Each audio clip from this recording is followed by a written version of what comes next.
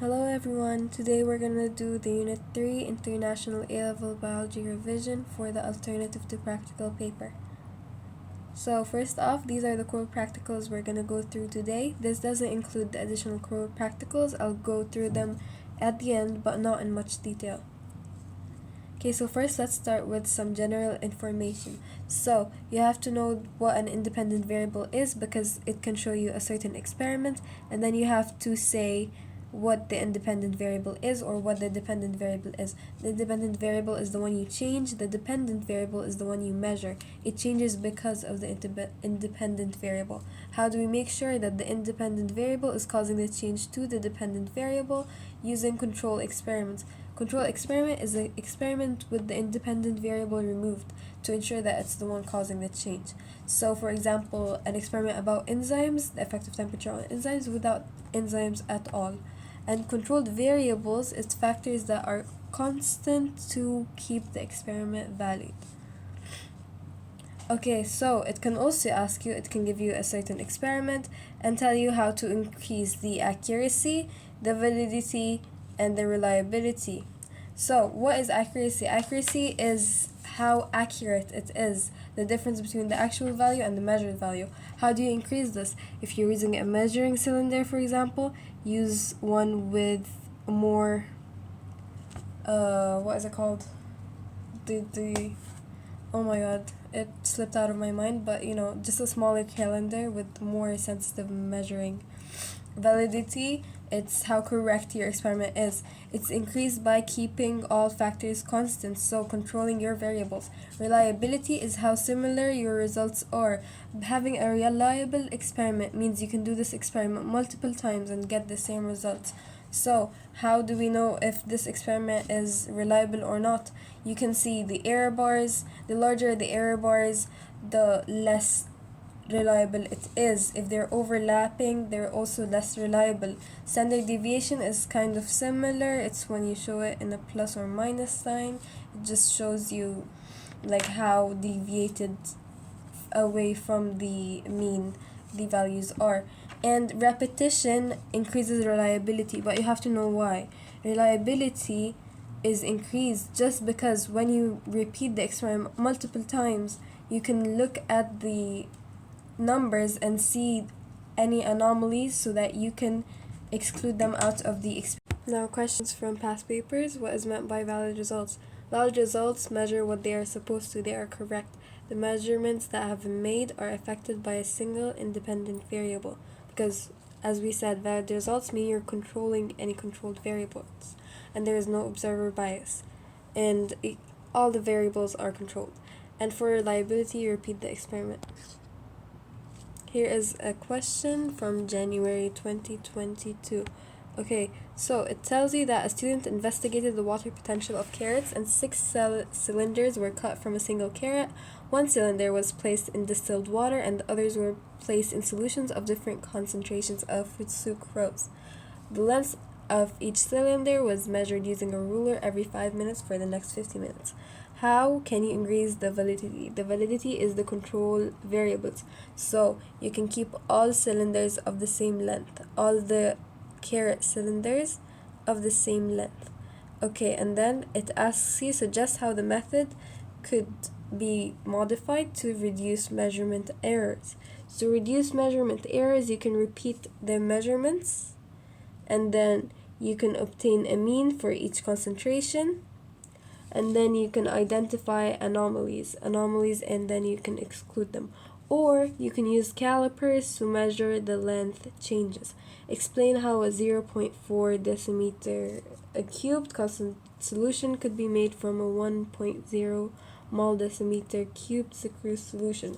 So this is dilution plating. I'll discuss it in a moment.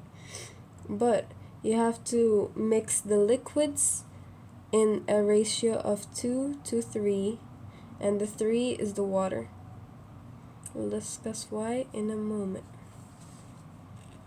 Now it's asking us suggest 2 properties of sucrose that makes it suitable to use in this investigation. So sucrose, it's the soluble molecule and it has an osmotic effect. We want it to have an osmotic effect because this experiment is about osmosis. Protein solutions of concentrations, they were tested using a semi-quantitative method. Okay, so what's the difference between a semi-quantitative and a quantitative test? Semi-quantitative is a rough estimate. So here, as you can see in the graph, here you have a certain standard. Each color represents a certain concentration, okay? So you compare them to a standard concentration. So people already did this experiment and they found out that this dark color only comes with whatever concentration of protein. So it's kind of, you estimate because you don't know exactly where the color lies. It's subjective. You can say that you think this color is closer to this one, but your friend would say no, it's so much more like this one. Okay, but a quantitative method, it's exact because you use a colorimeter.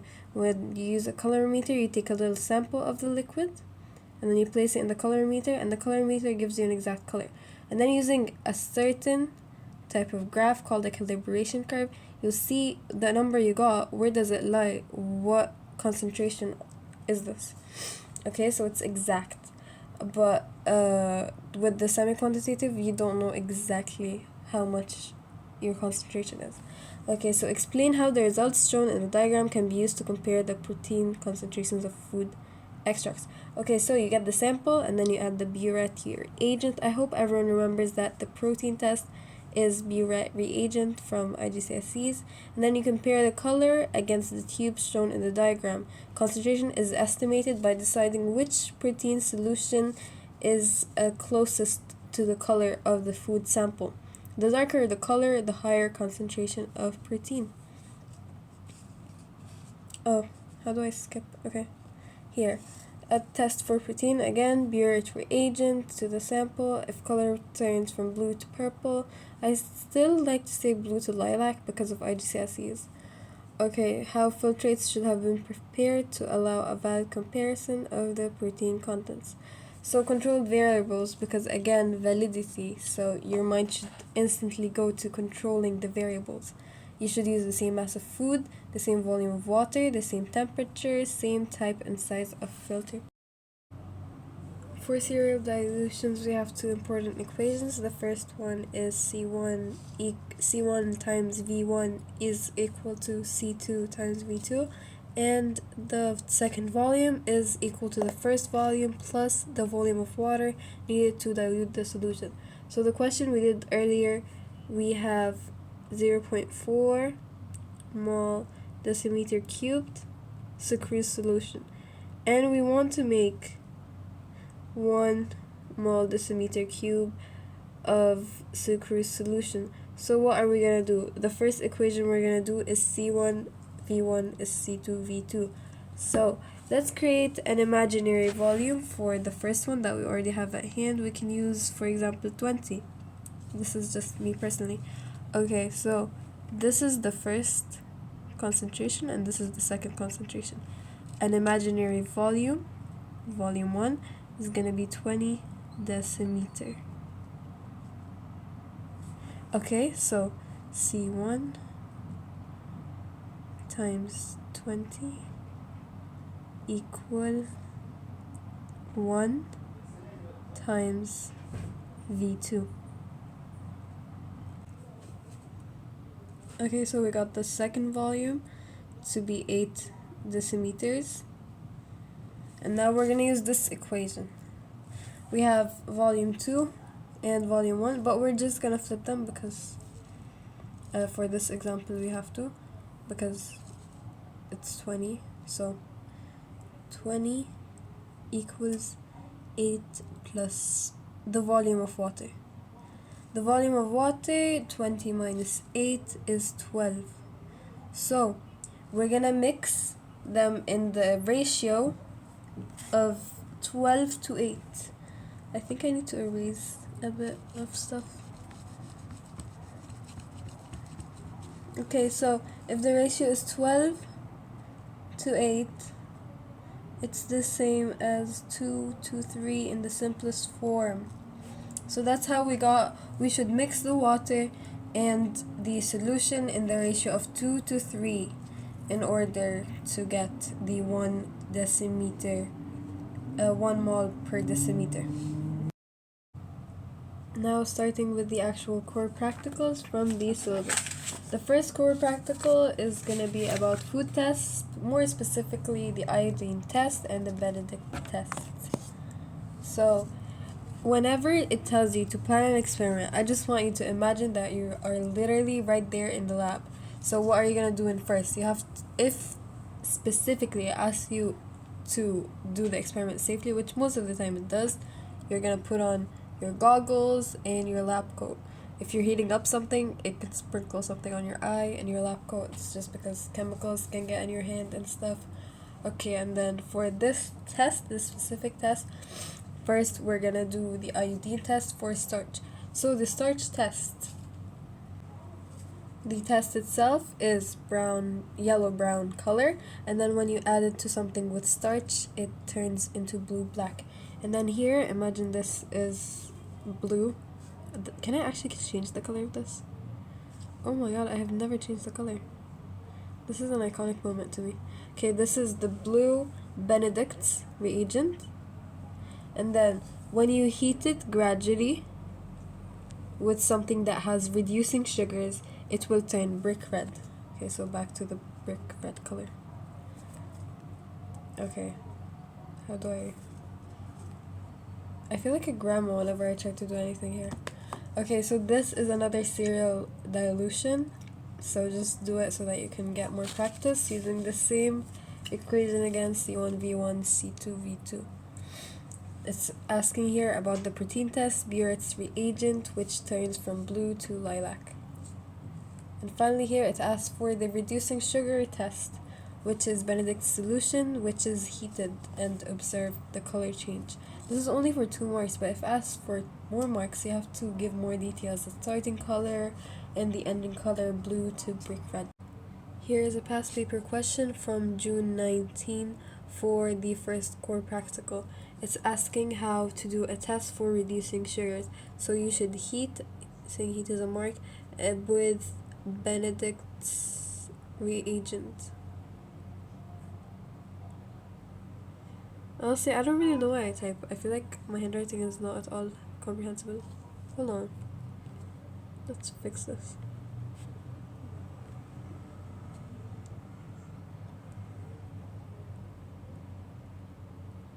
Here we go. Okay, so second question on this page. Explain how this investigation can be carried out to give a semi-quantitative estimate.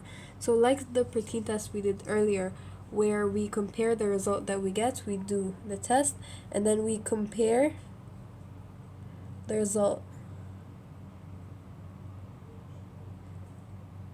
with a color chart.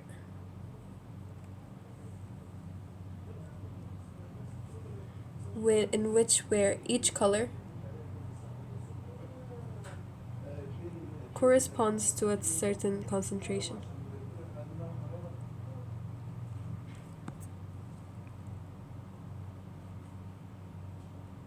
And we have to say the controls. We have to control the mass of food,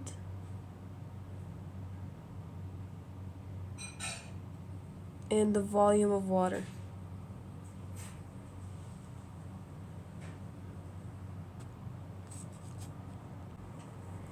And here's the mark scheme.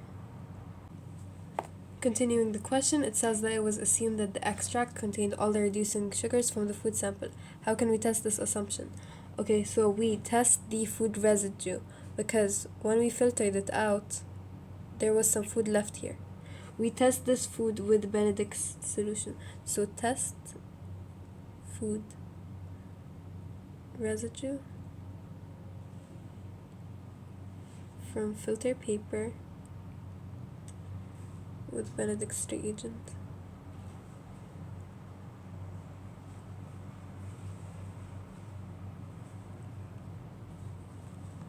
The table shows the results of this investigation. The results of this participant, we know that the Benedict's test, brick red, is the most concentration of reducing sugar. And then it goes with the color of the rainbow.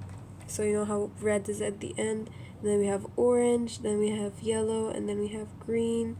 It goes that way, and the no precipitate, is no reducing sugars at all. So how do we memorize this? Personally, I have memorized Vibgyor. It's the opposite way, so it's not really right, but it helps me memorize it. So the highest is the apple, because it's the brick red color at the very end. Apple. And then we have, what's next? We have the orange, so it's sweet potato. And then we have the potatoes, because they're yellow. And then we have, what's next? We have the green, which is the bread. And no participant at all is the cashew nut.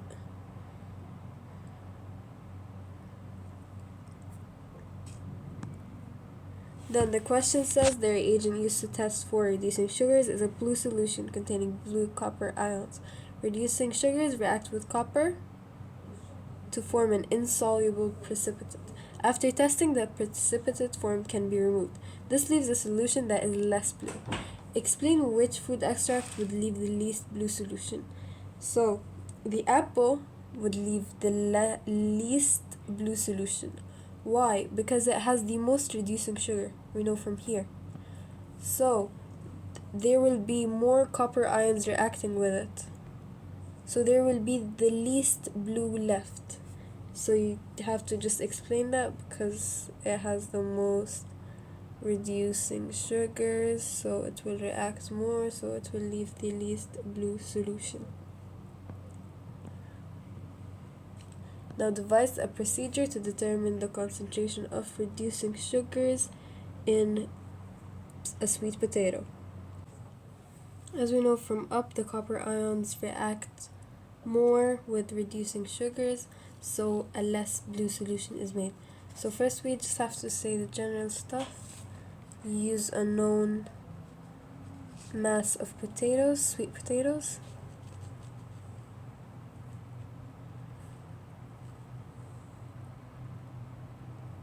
Someone told me that I have the worst female handwriting they have ever seen.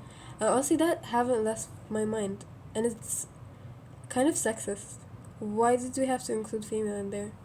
Well, honestly, I was just offended by the insult to my handwriting. Anyways, then you carry out the reducing sugar test, the Benedict sugar test, and then you remove the precipitate. Why can't I get it right? Remove the precipitate. And then finally you measure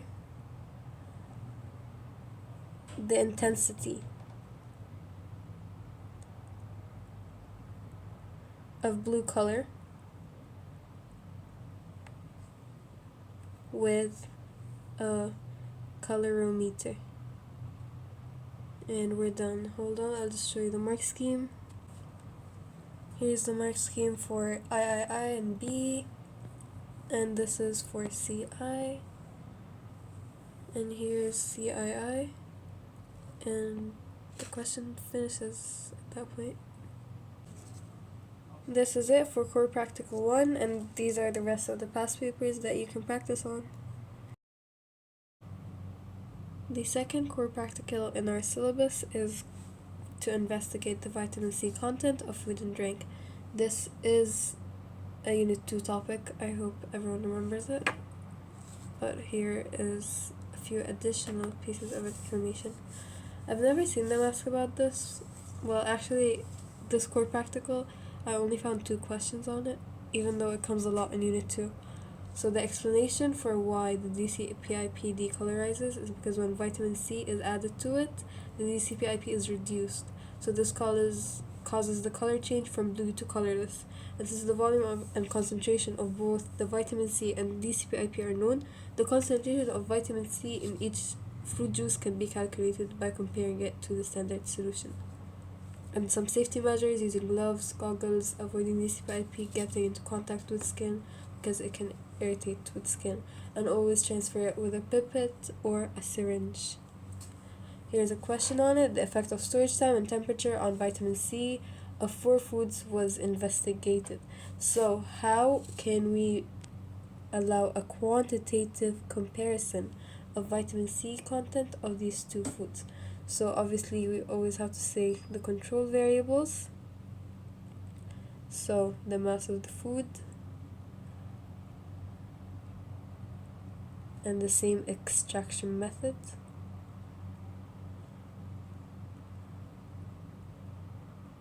So if we're gonna juice it and then grind it, for example, and then put some water, whatever we're gonna do, we should do the same thing to the other foods, I mean. Oh, it's 4 foods, sorry. Okay, and then we use the same volume of DCPIP. Lots of marks for control variables. And then we add the food extract dropwise. We drop it with a pipette until the blue DCPIP turns into colorless. And then we record the number of drops, or the volume is more accurate, record the volume used to decolorize the DCPIP, and you can use the equation I showed in the slide before on how to calculate the concentration of vitamin C. Here are the 2 questions I found for the core practical 2.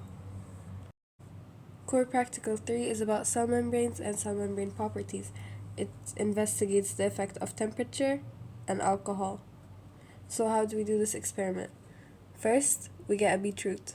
Can it stop doing this? I'm genuinely giving up. Okay, we get a beetroot. I should probably draw somewhere else. Okay, we get a beetroot. And then we cut equal length cylinders. This is a control variable. As you can see here are the test tubes where they put the equal sized cylinders. And for the test tubes, the independent variable that we change is either going to be temperature or alcohol. So each one is going to be in a different water bath, or each one will have a different ethanol concentration. And then we put them into these curvettes. What are these curvettes? We take a sample of the water here, and then we put it into this colorimeter. And the colorimeter gives us a certain number. The number indicates the absorbance of water, or how dark the color is. So the darker the color, the badly the cell membrane is damaged, because as I said here, the beetroot has betaline pigments. It leaks out when the cell membrane is damaged because it is normally too big to pass through, but when the cell membrane is damaged, it can pass through. Here it can ask you to explain the results of the investigation. It can give you a certain graph and ask you to explain the investigation. So here is the explanation for temperature graphs and for the alcohol graphs. This is very important. A past paper question for core practical theory. Okay, it asks us to devise a method that can be used to show the data obtained in the graph. Okay, so here it says the concentration of pigment and ions released and the concentration of chemical. That chemical, I'm predicting it's probably ethanol or alcohol, because that's what is in our syllabus. So you can just treat it as it is. Okay, so basically we have a cell membrane. When the ethanol or alcohol is in a high concentration, this cell membrane is kind of like a plastic bag that got holes in it. Things can leak out, including the pigment in the beetroot. Okay, so just like we said, we cut up equal sizes of plant tissue and then you wash it. Why do you wash it? Because maybe you have the cylinder and it has a lot of pigment, because when you cut it, just a lot of pigment came on it. It can affect the experiment, so we have to wash it.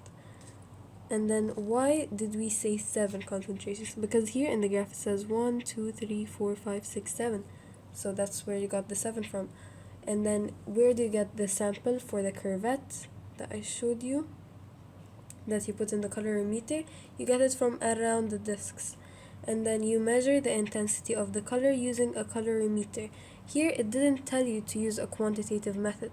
If you did get a question asking you to use a quantitative method, you have to use a colorimeter. But if not, you like this question, you can say just looking at the tubes and comparing the color. And you have to identify a variable at least. So control the temperature, the pH, the time in water, and the volume of the solution. Here are a few questions you can practice for cell membranes. A practice question for osmosis. This one says that pieces of plant tissue placed in a solution of salt and water may gain or lose or remain unchanged. Explain the changes that occur when the mass increases. So we have to say that water is taken up into the cell down the water potential gradient by osmosis. Here is how the marks are distributed. Each point is a mark. Moving on, a student investigated the water potential of potato tissues by measuring the change in mass. How can you obtain these results?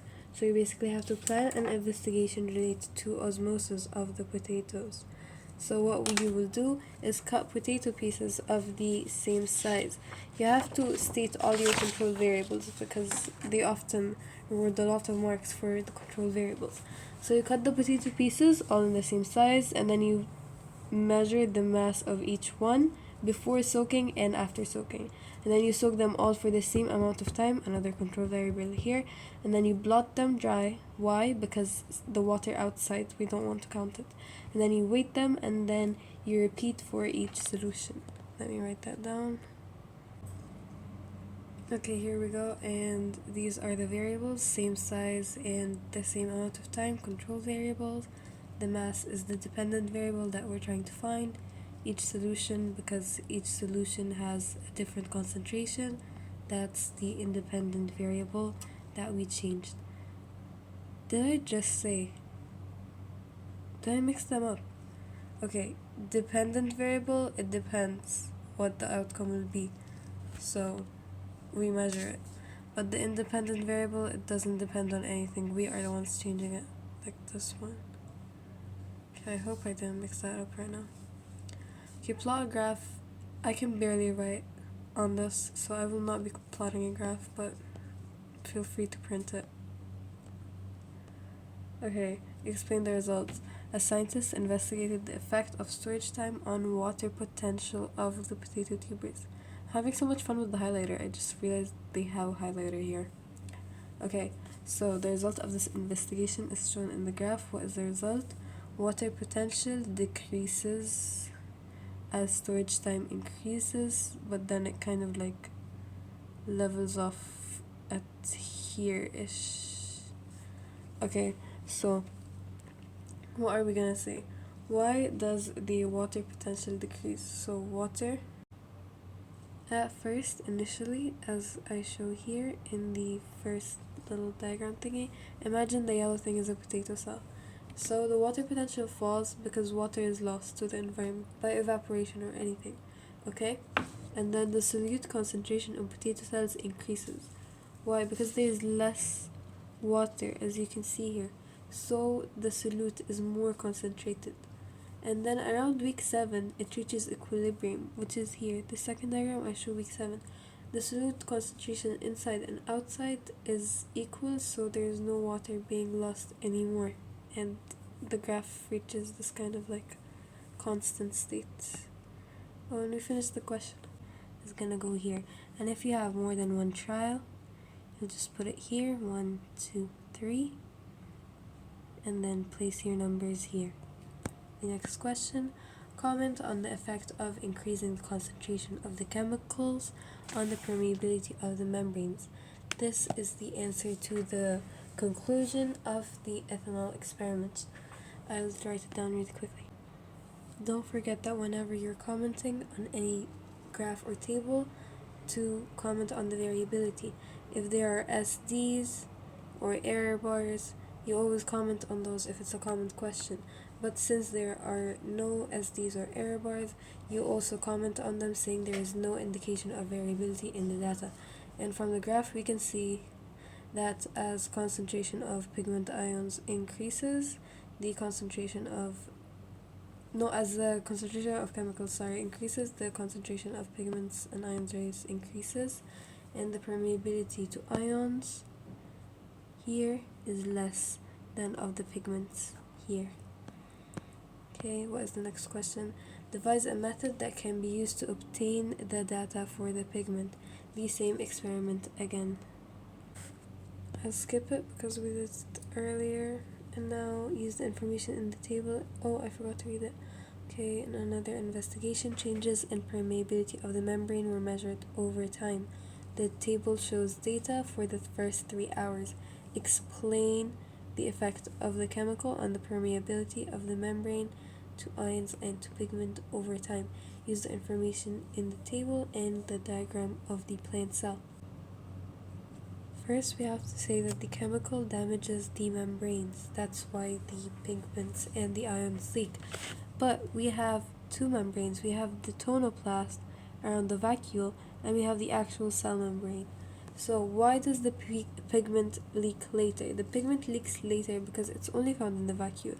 So it will take a longer amount of time for the tonoplast and the cell membrane to be damaged. Why do we say the tonoplast and the cell membrane? Because if just the tonoplast is damaged, it will stay inside the cell. It won't be able to leave because of the cell membrane. But if both of them are damaged, it will leave through the tonoplast out of the cell membrane. Okay, so here's the answer. Chemical damages membranes.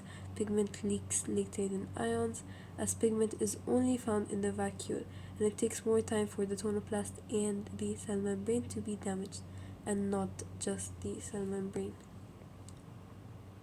And another question about core practical 3. This one is for the ethanol version. I can't find the temperature version, but I'll try to and put it after this one. Okay, this is from January 2023. Plant cells have a cell membrane and a tonoplast. Here's the tonoplast, here's the cell membrane. Okay, name 3 membrane-bound structures. Membrane-bound structure means it has to have a membrane. Kind of obvious, right? But you can't say stuff like a ribosome, a centriole, or a nucleolus because they do not have a membrane on them. So I decided to say chloroplast, mitochondria, and a myeloplast. Now here, a chemical has been shown to affect the permeability of both the tonoplast and the cell membrane. In one investigation, the permeability of the tonoplast and the cell membrane was measured and the chemical was added to pieces of plant tissue. The concentration of the pigment and ions outside the tissue was used as a measure of permeability because, like we said, it's kind of like a plastic bag. When it has holes on it, more can come out of that plastic bag.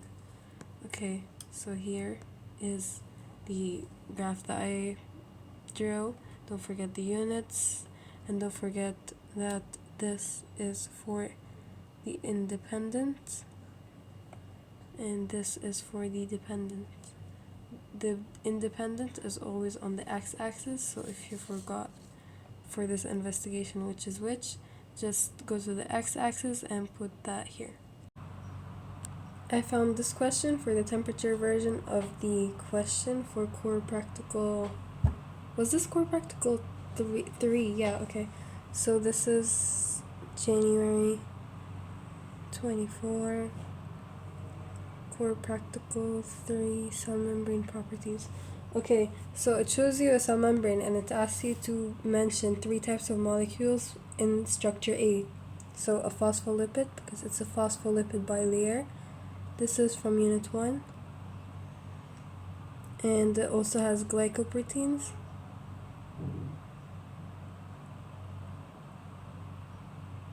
And it has cholesterol. Hello?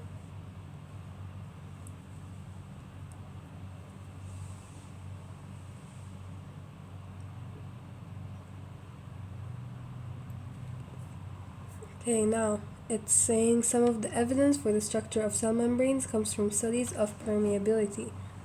The solubility of substance A to E in olive oil was determined. The permeability of a cell membrane to these 5 substances was also measured. The graph shows the results. The solubility in olive oil versus the permeability of the cell membrane. And we have to explain the results shown. So first we have to say that it is a positive, hold on, let me write. It is a positive correlation because as you can see here, as the membrane, cell membrane permeability increases, the solubility in olive oil increases. And the membrane is more permeable to more hydrophobic substances. As we mentioned in Unit 1, the phospholipid bilayer is hydrophobic, and it only lets hydrophobic non-polar substances in. So something like water can't just pass through the membrane, or something like ions, chloride ions. Okay? So we have to say all that. We have to also say that all these substances, A, B, C, D, and E, they're all non-polar because the cell membrane is permeable to them. They can pass through the cell membrane. Moving on, now it's a beetroot experiment. Beetroot cells contain a water-soluble pigment. The transmission of light. This is the same experiment we discussed, because when more pigment passes through out to the water, less light can pass through. So it's asking us to explain the results of the investigation. As the temperature increases, membrane permeability increases. How can we explain this from the graph? Because when there is more pigment leaving the cell membrane because it's damaged and it's more permeable, that means less light can pass through because the pigment is opaque. Light can't pass through it. Just imagine you have this colorimeter. Here's the curvette, and we have a lot of pigment. The light won't be able to pass through for the thing that calculates how much light is being transmitted. Okay, so then between 15 and 20 over here, 15 and 20, the kinetic energy increases, so the phospholipids move more, because as we know, as temperature increases, kinetic energy of molecules increases. So the phospholipids move more often, and more pigment can pass through between them when they move away from each other. It levels off after because all the pigment is lost, so no matter how much you increase the temperature, there is no more pigment for the cell membrane to let out. Describe a procedure. This is the same procedure again, but instead of the different concentrations of ethanol, we do it with temperature. Here is the mark scheme for it, and once again we cut equal sizes of beetroot and then we wash them in water until no more pigment is lost, so that doesn't affect the experiment. You place them in a certain volume of water, and then the difference here is that each test tube is going to be put in a different water bath instead of having a different ethanol concentration. And then you leave it for the same amount of time. Another control variable here, the volume of water and the amount of time and the size of the beetroot. Okay, and then samples of the liquid are taken into curvettes, and then you can place it into the colorimeter, and you repeat at each temperature to get the mean and calculate SD so that the experiment is more reliable. Core Practical 4, which is kind of related to Unit 1, is about the rate of enzymatic activity. Rate of enzymatic activity, or rate of a reaction, means the speed at which the reactants are turned into products. So for any experiment that you will discuss here, you will have to use a stopwatch. You will have to keep the time constant for all of them. It is a controlled variable because you are measuring how fast the reactants are being turned into products. Okay, and then we have several factors that we have to measure here. We have temperature, pH, enzyme, and substrate concentration. You have two ways here, what I'm going to discuss at least. You can use a colorimeter for this experiment here, the milk one, and you can use a gas syringe if it's a reaction like respiration or photosynthesis where there is a gas produced. Okay, so for this experiment that we have here, it's on the rate of digestion of milk, of the protein inside milk, which is called casein. It gets digested by enzymes like trypsin. Milk is white and opaque. Why is this useful for this exact experiment? Because it's white and opaque, it won't let that much light get through it. As you can see here, there's only one line indicating light after it gets passed through the milk. Okay, so we use the colorimeter to investigate how fast it is turning clear from being opaque, because when it turns clear, more light can pass through. And that's it. And then here we have the same experiment. It's just I wrote it down for different temperatures. How do we do this experiment? Now, if it gives you a certain graph on the rate of reaction, this is time and gas produced, for example, and then it looks like this. What you'll have to do is draw a tangent with your ruler. It has to be straight, and then just from the starting point up, okay? And then you choose 2 points. I choose this point here and this point here, and then rise over run, or change in y over change in x. Why is it important to measure the initial rate of reaction? Because the reaction is rapid and the substrate quickly declines. The rate slows as the substrate is used up, so it is only possible to make a valid comparison at the start of the reaction, because the controlled variables are the same for all levels of the independent variable. If the surface of the curvette is scratched, this can result in a greater absorbance of light. The curvette is the little thingy that we put the liquid in the colorimeter. If it's scratched, what happens? A systematic error, because it would cause absorbance reading to be higher than the true value of every measurement.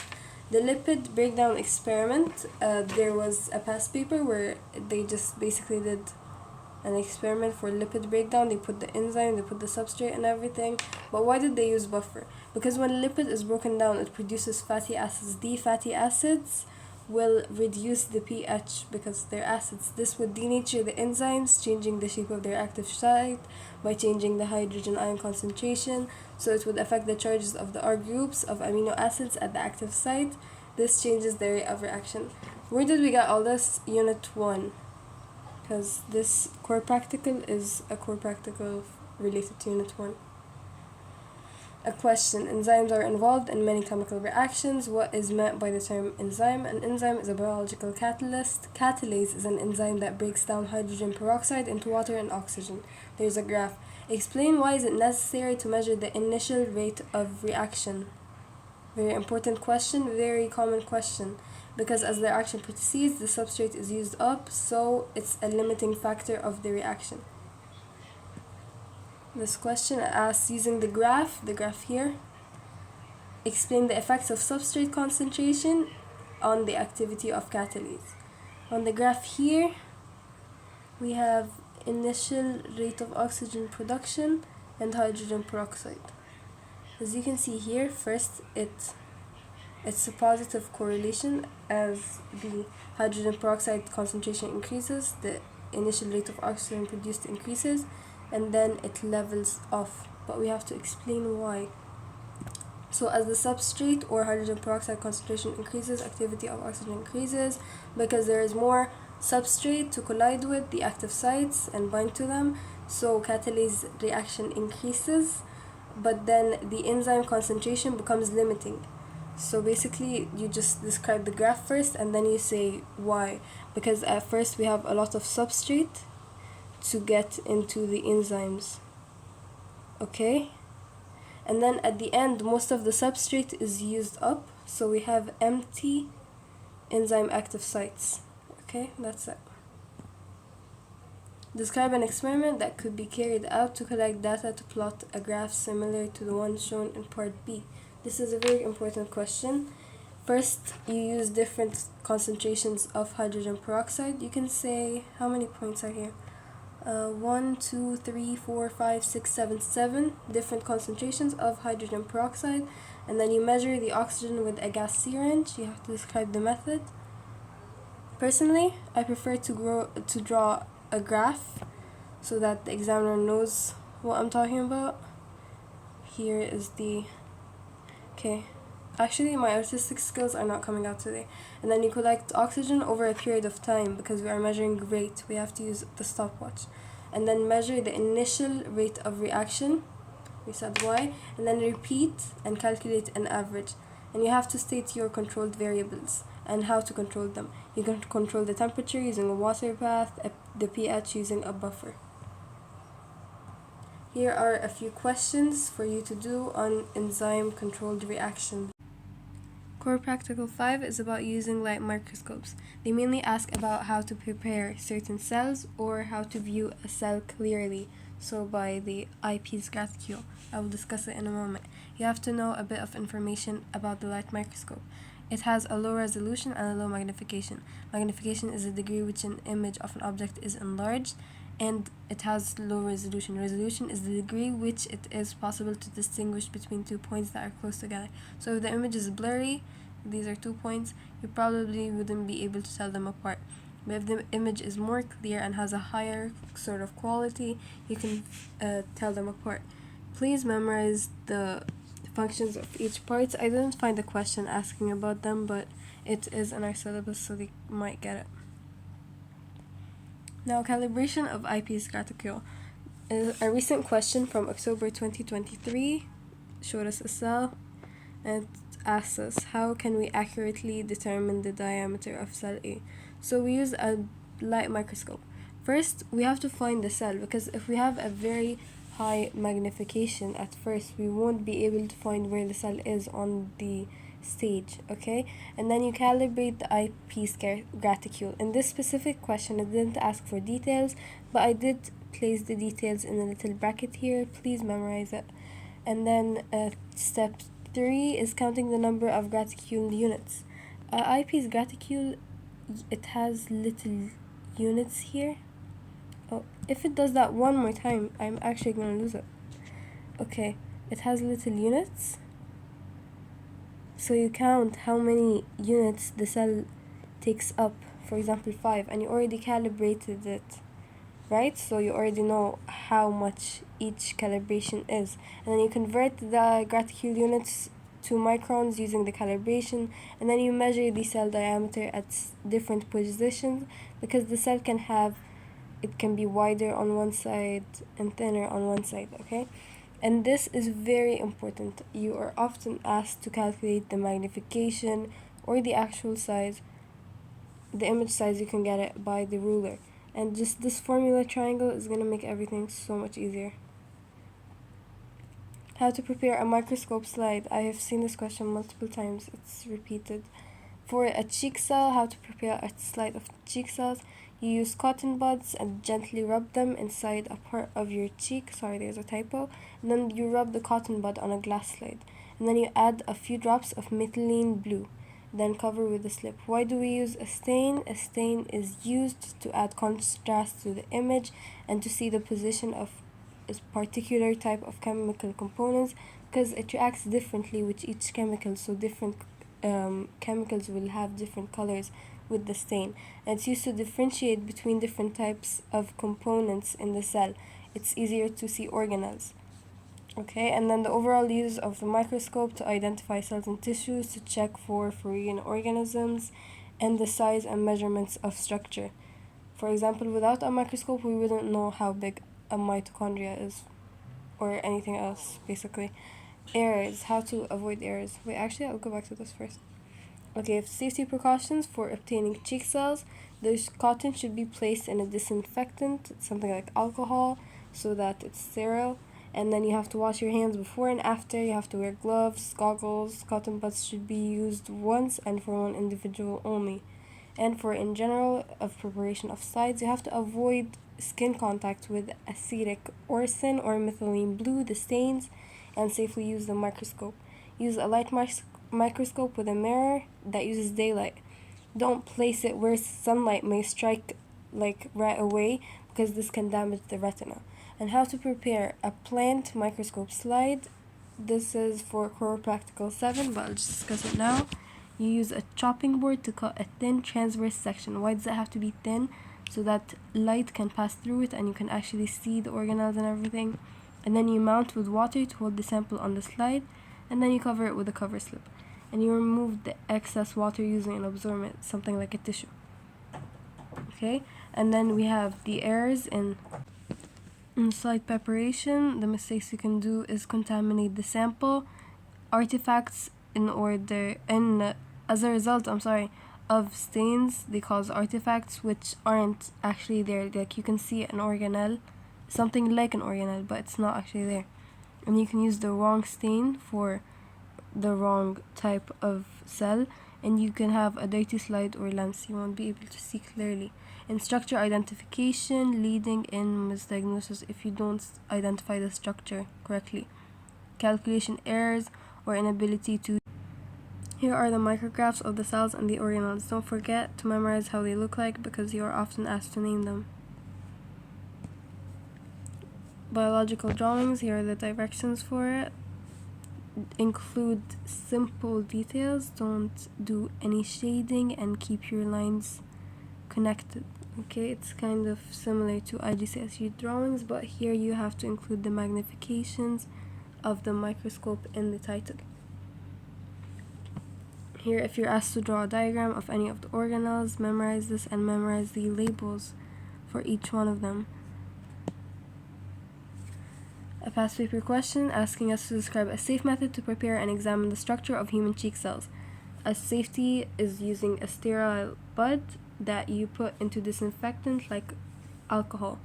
Okay, and then you use the cotton bud inside your cheek, and then you use a stain so that the organelles are clear, and then place it on a slide under the cover slip and use high power of a microscope to view it. Now moving on to Core Practical 6. Core Practical 6 is about the mitotic index. It can give you a picture exactly like this one and ask you to calculate the mitotic index from it. So you have to know how the cell looks like in each of the stages so that you can recognize that it's going through mitosis. The ones that are not going through mitosis, the ones in interphase, like this one, you count them in the total amount of cells. Mitotic index is the number of cells in mitosis over the total number of cells, for example in this picture. Okay, so you would count all the cells going through mitosis and then put them here, and then include all the cells in interphase, metaphase, any stage of the cell cycle, and put it in the denominator. The procedure for the 6th core practical, they'd ask you about this, asking how to calculate the mitotic index of the root of a plant. So first you remove the last 5 to 10 millimeters of the root tips, the meristem. Why do we do this? Because this is where most mitosis happens. It's actively dividing. Okay, and then you place the root tip in hydrochloric acid, separate the cells, and soften the tissue so it's easier to stain. And then you add the appropriate stain, and then you can choose one, but mostly I write the first one, okay, to highlight the chromosomes so you can actually see the chromosomes. You place the root tip on a microscope slide, teasing the cells using a needle to spread the cells, and then you squash the cells underneath a cover slip to separate the cells for easier view. This experiment is actually called the root tip squash because you squash them to separate them. And then you heat the slide to intensify the stain. And then you ensure that the student viewed the preparation under the microscope on a low power first. The student is you, so you can just say ensure that you view the preparation under the microscope on a low power first so that you can find the area where the cells are dividing and to focus on it with a higher power so that you can actually see them. And here is the equation that you will put. Explain why the root tip is heated with acid. The root tip is heated with acid to break up the tissues into individual cells. The cellulose walls of plant cells are held together by pectins, such as calcium pectate. Treatment with hydrochloric acid breaks this down. State the effect of maceration, actually I don't know how to pronounce this, and pressing the slide preparation on the dividing cells. That will separate the cells in the meristem tissue into individual cells in a single layer. This is basically why you squash it. This makes it easier to see the chromosomes and to identify the stages of division. Describe what information the cell counts give you about each stage of mitosis. The cell counts show the relative duration of each stage in the cell cycle. The longer a phase, the more cells are likely going through that phase at any point in time. Describe the role of mitosis in the life of an organism. This is a Unit 2 question. Mitosis produces identical daughter cells for growth, replacement, and repair. This is the risk assessment because there is quite a lot, at least to me. This scalpel, you can cut yourself because it's sharp, so take care when using it. The glassware, you can get cut because of the sharp edges if it's broken, so have a dustpan and brush in the lab so you can sweep it up. Hydrochloric acid, it can irritate your skin and it's toxic if it's digested, so wear goggles and gloves when handling them. Describe how the mitotic index of fruits can be determined. That's the same experiment we discussed, but here's the mark scheme so you know how the marks are divided. Here are the questions that I found for Core Practical 6, mitosis. You can probably find a lot more, but I didn't include all of them. Core Practical 7 is about observing and drawing plant structures. This is the first part of it, where you view under the microscope first and you describe how it can be prepared. And then secondly, as I will tell you in the next slide, you will be able to label the parts. I suppose you already have this knowledge from Unit 2. So, a description that includes the following points. This is the answer. You cut a thin section so that the light can pass through. You use a stain, and then you place it on a slide under a cover slip, and you draw it under low power. Here are some safety precautions in case they ask you to name some. And here are the labelings. You have to remember those very well. They ask about them often for the leaf and for the root and for the stem. Mostly the root and the stem. Suggest why a stain was used on the stem and root cells. The thin sections do not absorb much light. They are difficult to see using a light microscope. And then the stain absorbs more light. So you can basically tell the difference between them because each one absorbs a different amount of light. So they kind of have a different color.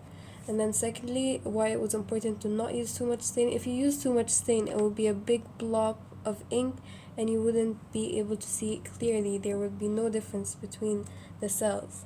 And lastly, how to compare the sizes of xylem tissues in the root and the stem samples. Micrometer slide and eyepiece graticule like we discussed before, where you calibrate the graticule using the micrometer slide, and then the size of the xylem tissue can be calculated and compared. Here are a few questions that you should already know from Unit 2, how the companion cells and phloem contribute to translocation, and how they are adapted to their function. Core Practical 8 is about tensile strength. Tensile strength is the maximum amount of force a fiber can take before breaking. It's affected by the length of the fiber, the humidity of the fiber, the cross-sectional area, and the type of plant fiber. Why is this important to memorize? Because these are the control variables. We will change one of them while the other remain as control variables. So, the question here asks us to describe a valid method that can be used to compare the breaking force of these fibers. They're from different plants. So here, our independent variable that we change is the type of plant fiber. Okay, for each experiment, that's the only thing you'll change, and you'll tell the person who's making the experiment to keep everything else constant, to keep it valid. Okay, so we should describe how it's fixed. This is a diagram showing you how it's fixed. And then you have to tell him how the force is applied. So you add force by adding weights gradually, little by little, and then you note down when the fiber breaks. And keep everything else constant. You keep the cross-sectional area constant, the humidity constant, and the temperature constant. Keep the temperature constant by using an air conditioner in the room. And then you repeat the experiment and you calculate the mean, or SD. Okay, how do you improve the accuracy of this experiment? Use smaller mass intervals. How do you improve the reliability? By repeating 3 more times at each length and calculating an average value. And that is it for Core Practical 8. If you want to practice more questions, I put some here for you. Core Practical 9 talks about the antimicrobial properties of plant extracts. So what you're going to do first is prepare the plant extract itself. So let's say we have these 4 plants. You're going to get this first plant, leaf, or whatever other part has the chemicals that are antimicrobial. that helps the plant itself fight bacteria and prevent the infection of the plant. So you put it here and then you crush it or grind it.